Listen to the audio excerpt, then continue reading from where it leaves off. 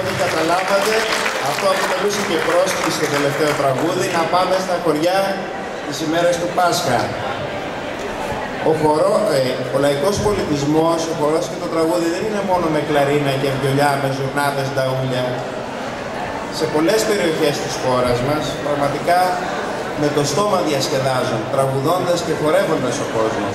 Και γι' αυτό κάναμε αυτή την επιλογή σήμερα, να έχουμε τους ντόπιους από τα χωριά της Λάρισσας, το Βλαχογιάννη και το Μεγάλο Ελευθεροχώρι, να έρθουν εδώ να μας δείξουν μια άλλη έκφανση του ελληνικού μας λαϊκού πολιτισμού.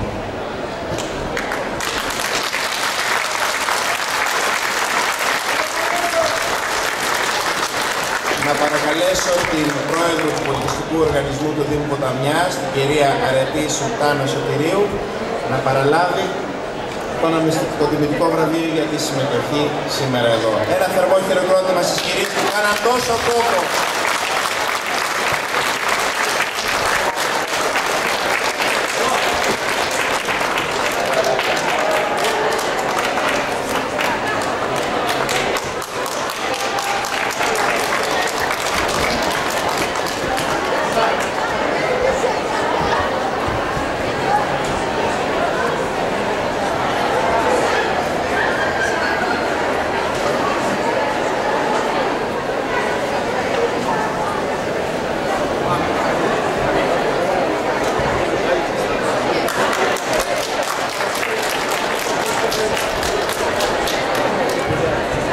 Εμείς ανανεώνουμε το ραντεβού μας σε 20 λεπτά σε μια εκδήλωση από το Άργος. Ξεκινάμε.